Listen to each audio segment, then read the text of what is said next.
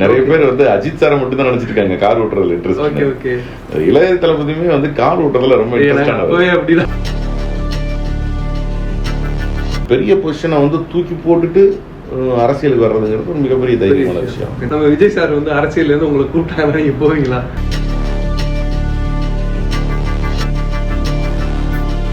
சூரிக்கு ஒரு பெரிய கேரக்டரா முத கொடுத்தது வந்து நான் தான். நான் சினிமாவில் ஓரளவு நம்ம வந்து கொஞ்சம் முகம் தெரிகிற மாதிரியான ஒரு இடத்துக்கு வந்தோம் அப்படின்னா அதுக்கு வந்து மாற்ற ஒரு முக்கியமான காரணம்.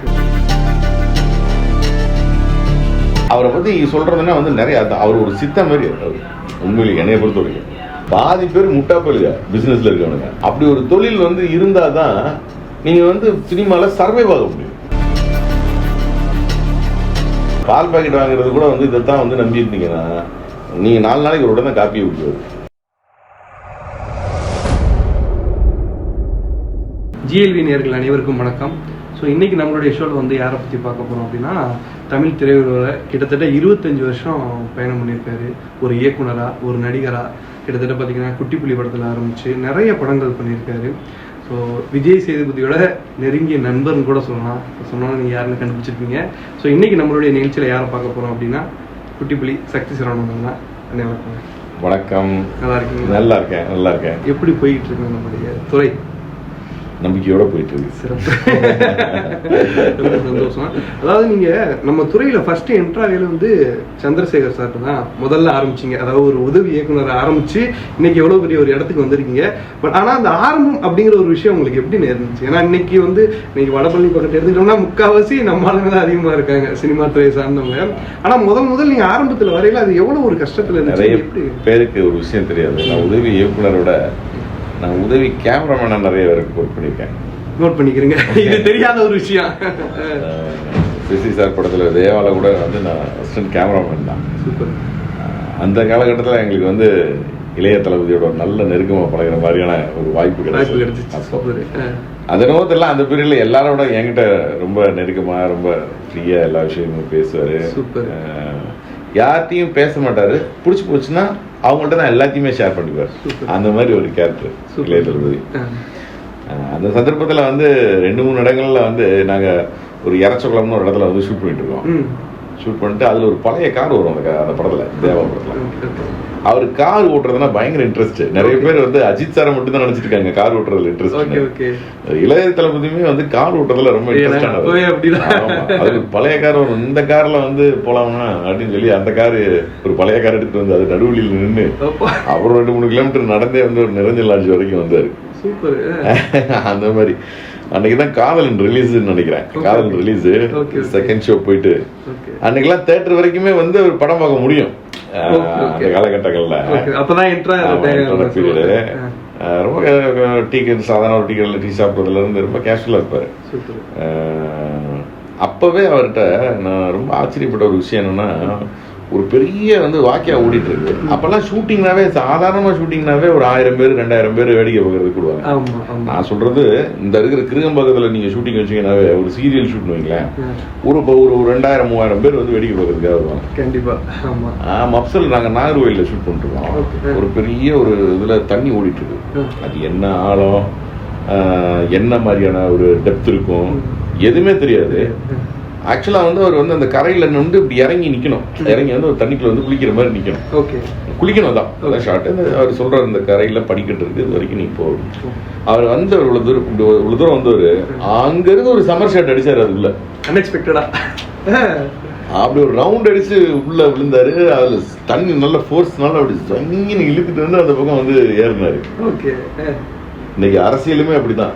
அன்னைக்கு அதுல கரையேறினவர் கண்டிப்பா அரசியலையும் கரையேறாரு எனக்கு ஒரு நம்பிக்கை இருக்கு. ஏன்னா அவரு அந்த தைரியம் வந்து அவருக்கு அப்பவே வந்து ரொம்ப அதிகம். ஃபைட்லயும் சரி, அந்த காலகட்டத்தில் வந்து ஃபைட் எல்லாம் வந்து ரொம்ப ரிஸ்க் எடுத்து என்ன மாதிரியான விஷயங்களும் பண்ணுவார். எனக்கு இன்னைக்கு ஞாபகம் இருக்கு. பிரசாத்ல ஒரு செட் அவர் மேல இருந்து டைவ் அடிச்சு விழுகணும்.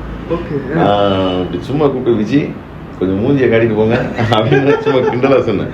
என்ன அப்படிதான் இதெல்லாம் ஒரு உண்மையிலே அவரோட அந்த கொஞ்சம் நாட்கள் பழகி இருந்தாலும் அதுக்கு பிறகு அவர் நம்ம தொட முடியாத ஒரு உயரத்துக்கு போயிட்டாரு. பட் எங்கே பார்த்தாலுமே வந்து என்னண்ணா என்ன பண்ணுறீங்க ரொம்ப அன்பா விசாரிப்பார். அப்போ பார்த்த விஜய் சாருக்கும் இப்போ அரசியலுக்கு அப்புறம் பார்க்குற விஜய் சாருக்கு ஏதாவது டிஃப்ரென்ஸ் தெரியுது? ஏன்னா அப்போ நீங்கள் ரொம்ப கேஷுவலாக பார்த்துருக்கீங்க, பட் இப்போ வந்து அப்போ பார்த்த விஜய்க்கும் இப்போ பார்த்த விஜய்க்கும் ஏதாவது டிஃப்ரென்ஸ்? டிஃப்ரெண்ட்னா என்ன, ஒருத்தங்களோட கேரக்டருங்கிறது அவங்க சாகுற வரைக்கும் மாறாது. கரெக்ட் இல்லையா? எல்லாருக்கும் தெரியும் ஒரு ரிசர்வ் டைப்பா இருப்பாரு, ஆனா வந்து பேச ஆரம்பிச்சா எல்லாத்தையும் ஷேர் பண்ணிக்கிட்டு பயங்கர ஜாலியா இருப்பாரு. இது வந்து பர்சனலா தெரிஞ்சவங்களுக்கு தெரியும். ஒரு விஷயம், இவ்வளவு உச்சத்துக்கு தமிழ் சினிமாவில் இந்திய சினிமாவிலேயே ஒரு உச்சத்துல இருக்க ஒரு நடிகர் அந்த இடத்துல இருந்து அது எல்லாத்தையுமே இப்ப வர்றாங்கன்னா கூட மற்ற எல்லா நடிகர்களும் கூட அரசியலுக்கு வந்த பிறகும் நடிச்சுக்கிட்டே வந்து பண்ணாங்க இல்லையா? வர்றதையே அந்த ஒரு பெரிய பொசிஷனை வந்து தூக்கி போட்டுட்டு அரசியலுக்கு வர்றதுங்கிறது ஒரு மிகப்பெரிய தைரியமான விஷயம். இந்த டைம்ல அந்த ஒரு அவருக்கு வந்து அவரோட நம்பிக்கை வந்து பெரிய வெற்றி பெறணும்னு நானும் வந்து வேண்டிக்கிறேன். கண்டிப்பா கண்டிப்பா. ஒருவேளை நம்ம விஜய் சார் வந்து அரசியல்ல இருந்து உங்களை கூப்பிட்டாங்கன்னா நீங்க போவீங்களா? நம்ம அரசியல்ல நான் பெரிய இன்ட்ரெஸ்டான இல்லை. நான் கண்டிப்பா வந்து நம்ம அரசியல்ங்கிறது என்ன, மக்கள் நல்லா இருக்கணும், சமூக சேவையில ஈடுபடுறவங்க தான் அரசியல். அது ஒரு நீங்க ஒரு ஆட்சி அதிகாரத்துல இருந்து தான் பண்ணணும்னு இல்லை. நான் இப்பவே நிறைய ஆர்ஃபனுக்குலாம் நிறைய அரசியல். ஆமா, நம்ம வந்து அந்த மாதிரியான விஷயங்கள் ரோட்ல ஒருத்தங்க கஷ்டம்னு பார்த்தா வந்து தாண்டி போக கூட. ரோட்ல ஒரு செப்டி நான் ஓப்பன் ஆகி கிடந்துன்னா மற்றவங்களா இருந்தா கடந்து போயிடுவாங்க. நான் அதை நின்று அதை போட்டோ எடுத்து அதை வந்து அதுக்கு உண்டான ஆள் யாருக்கும் மூடுற வரைக்கும் விட மாட்டேன். அவ்வளவுதான் நம்மளோட அரசியல். அதை வந்து ஒரு இடத்துக்கு நம்ம போய் தான் செய்யணும் அப்படிங்கிறது இல்லை. நம்ம கடந்து போறப்ப நிறைய நம்ம கண்ணதுக்கு தெரியுது அநியாயங்களை நம்ம தட்டி கேட்கலன்னா நம்ம எப்படி கதையில வந்து ஒரு ஹீரோ வந்து வில்லன் அடிப்பாருன்னு நம்ம அதுல நான் ரொம்ப தெளிவா இருக்கேன். கூப்பிட்டா கண்டிப்பா போவோம், அதுல என்ன இருக்கு. அதுக்கப்புறம் இப்ப நம்ம நடிச்ச படங்களா இருக்கட்டும், குட்டிப்புலி படத்துல நீங்க நடிச்ச அனுபவம், ஏன்னா அதுல வந்து எனக்கு உங்க ரோல் ரொம்ப பிடிக்கும். ஏன்னா சசிகுமார் சாரோட ஈக்குவலா நீங்க டிராவல் பண்ற ஒரு கேரக்டர். ஸோ சசிகுமார் சார் கூட டிராவல் பண்ண அந்த ஒரு எக்ஸ்பீரியன்ஸ் எப்படி இருந்துச்சு? சசி சார் வந்து ஒரு அல்டிமேட் கேரக்டர். அவரு சினிமாவில் அவரோட பழகின எல்லாருக்குமே அவரை வந்து பர்சனலா ரொம்ப பிடிக்கும். ஏன்னா அவர் வார்த்தைகள் எப்பவுமே ஒரு ஒரு நேர்மை, அந்த நேர்மை எனக்கு முடிச்சிருக்குன்னு சொல்லுவாங்க. அந்த மாதிரி ஒரு கேரக்டர் தான் அவரு. பழகுறதுக்கு ரொம்ப இனிமையான ஒருத்தர். எனக்கு அந்த படம் வந்து முத்தையா, என் நண்பன் மூர்த்தி சொல்லி வந்து முத்தையா தான் வந்து அந்த படத்துல நடிக்க வச்சார். எனக்கு ஆக்சுவலா அது 2-3 இடங்கள்ல தடங்களாய் அந்த கேரக்டர் நான் நடிச்சேன். ஒரு புது பையனை ஃபிக்ஸ் பண்ணியிருந்தாங்க. டக்குன்னு வந்து போலீஸ்காரனுங்க வந்து லாரி திருக்கிட்டான்னு சொல்லி அவனை தூக்கிட்டு போயிட்டாங்க. அந்த கேரக்டர்ல அது குட்டிப்புலிங்க இருக்கு அந்த அந்த படத்துல சலம்பல்ங்கிறது அந்த கேரக்டர் நேம். ஐயோ அப்படின்னு சொல்லிட்டு நான் என்ன அதை ஏச்சு அன்னைக்கு நான் போயிருக்கேன். அப்புறம் கஞ்சா கருப்பு கூட ஃபிக்ஸ் ஆகி அப்புறம் அதுவும் ஏதோ வந்து ஒரு சின்ன பகாலிட்டி ஏதோ ஒரு டேட் இல்லாம ஒரு இதாச்சு. அப்புறம் நான் எதாச்சியா தான் அன்னைக்கு போனேன். டக்குன்னு கூப்பிட்டு நம்மளை வந்து நடிக்க வச்சாங்க. ஃபர்ஸ்ட் ஷாட் நடிக்கிறப்பவே நான் அவ்வளவு தூரம் நடிப்பேன் அப்படிங்கிறது நமக்கே தெரியாதுல்ல. நான் அதுக்கு முன்னாடி நான் டைரக்ட் பண்ண படங்களே நான் நடிச்சது இல்லை. போய் வந்து ஃபர்ஸ்ட் ஷாட் வந்து அவர் வந்து உள்ள அந்த சீன் படத்துல இல்லை. அவர் வந்து முதல்ல வந்து பக்கத்துல வந்து நான் மூஞ்சி முறையில் அவர் தான் அடிச்சிருப்பாரு. அடிச்சதுக்காக வந்து நமக்கு வந்து அண்ணே மதனே அண்ணனுக்கு நல்ல குழம்பு வச்சு கொடுன்னு சொல்லி காசு கொடுப்பாரு. நாட்டுக்கோழி குழம்பு வச்சு உடம்பு தேத்திடு அப்படின்னு சொல்லி காசு கொடுப்பாரு. அந்த காசு கொடுக்குறத அவர் வந்து வேணாம் நீங்க எடுத்துட்டு போங்க அப்படின்னு சொல்லவும் நான் போய் டக்குன்னு வந்து புடுங்குவேன். அதுதான் ஃபர்ஸ்ட் நான் நடிச்சது. அந்த ஷாட் முடியுமே எல்லாருமே சிரிச்சாங்க. அப்பவே ஏதோ வந்து ஓகே நம்ம காமெடியா நடிச்சிட்டோம் போது இருக்கு அப்படின்னு நம்பிக்கை வந்தது. அதுக்கு பிறகு நான் இயக்கத்துல இல்லாம அதுலயே கான்சென்ட்ரேட் பண்ணியிருந்தா மேபி காமெடியில ஒரு நல்ல உயரத்துக்கு கூட வந்திருக்கலாம். பட் இயக்கம்ங்கிறது அது எப்பவுமே நமக்கு கையில இருக்க நமச்ச மாதிரி சுரிஞ்சுக்கிட்டே இருக்கணும். அது வந்து மனசுக்குள்ள அரிச்சுக்கிட்டே இருக்கணும். எதுக்கு வந்தோமோ அதுக்கு அதை பண்ண அப்படின்னு சொல்லி. சரி, இன்னைக்கு பாத்தீங்கன்னா நிறைய காமெடி நடிகர்கள் வந்து ஹீரோ ஆயிட்டாங்க. எக்ஸாம்பிளுக்கு வந்து நம்ம சந்தான சாரா இருக்கட்டும், இந்த மாதிரி நிறைய நம்ம சூரியன் எல்லாம் வந்து இன்னைக்கு எங்கேயோ போயிட்டாரு, தொட முடியாத ஒரு உச்சத்துக்கு போயிட்டாரு. அவங்களெல்லாம் பார்க்கல உங்களுக்கு நிறைய பேருக்கு தெரியாது. சூரிக்கு ஒரு பெரிய கேரக்டரா முத கொடுத்தது வந்து நான் தான். என்னோட ஃபர்ஸ்ட் படம் தண்டாயுத பண்ணில தான் அவன் வந்து ஒரு பெரிய கேரக்டரா வந்து ஒரு த்ரோ அவுட் காமெடி தான் பண்றான். வெண்ணிலா கபடிக்கலாம் முன்னால அந்த படம் அவன் தம்பிக்கு கூட ரொம்ப பிடிச்ச படம்னு சொல்லுவான். காமெடியா வந்து பண்றதுங்க ஹீரோ அப்டேட் ஆகுறது அப்படிங்கிறது வந்து கதை தான் கேட்கணும். நீங்க சூரியன் நடிச்ச இந்த படத்துல வேற யாரையாவது ஒருத்தரை ஃபீல் பண்ணி பாருங்களேன்.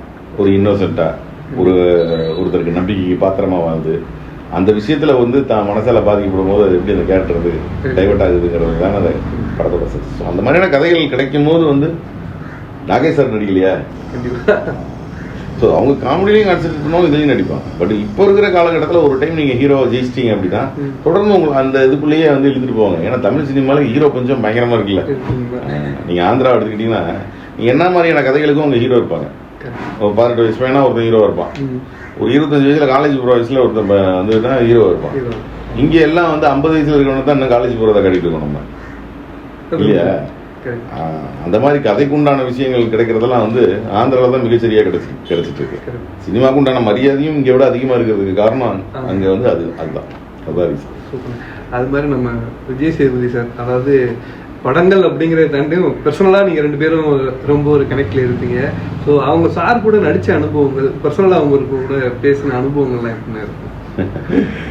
என் மாப்பிள்ள நான் சினிமாவில் ஓரளவாவது நம்ம வந்து கொஞ்சம் முகம் தெரிகிற மாதிரியான ஒரு இடத்துக்கு வந்தோம் அப்படின்னா அது வந்து மாப்பிள்ள ஒரு முக்கியமான காரணம். அதில் வந்து எந்த மாற்றமும் கிடையாது. நான் அவரோட 4-5 படம் நடிச்சிருக்கேன். காப்பி ரணசிங்கம், தர்மதுரை வந்து ஸ்டுடியோ கம்பெனி, மேபி ப்ரொடக்ஷனே வந்து அதில் நான் தான் பார்த்தேன். அதனால் வந்து அந்த படம் வந்து அவரோட நடித்த நிறைய அனுபவங்கள்லாம் மாமனிதனோட அனுபவங்களில் சொல்லலாம். கேரளாவில் பண்ணோம், ஆலப்புழாவில் ஷூட்டிங் கிட்டத்தட்ட ஒரு 1 month. அவரை பற்றி சொல்கிறதுன்னா வந்து நிறைய, அவர் ஒரு சித்த மாதிரி. உண்மையிலே என்னைய பொறுத்த வரைக்கும் நடக்க போகிற விஷயங்கள்லாம் சில டைம் சொன்னு சொல்லிடுவார். ஒரு பாட்டி வந்து அப்படியே வந்து பிச்சை எடுத்து அப்படி சாப்பிட்டுட்டு இருக்கு. அதுக்கு வந்து சாப்பாடு கொடுத்துட்டு கையில் ஒரு 5000 ரூபாய் கொடுத்துருவாரு. டமாலுக்கு 5000 ரூபாய் கொடுத்துருக்கீங்கல்ல அப்படின்னா, என்ன அந்த பாட்டி ரொம்ப நாள் இருக்காதுன்னு தோணுது அப்படிங்கிறாரு. சாயங்காலம் செத்து போச்சுங்க அந்த பாட்டி. என்ன பார்த்தோன்னே எப்படி உங்களுக்கு ரீடிங் தெரியுது. இப்படி நிறைய விஷயங்க. ஒரு கொடைக்கானல இருந்து 2 பேரும் வந்துட்டு இருக்கும் போது வந்து கார்ல வந்துட்டே இருக்கும்போது ஒரே குப்பைங்களா கிடந்தது 2 பக்கமும்.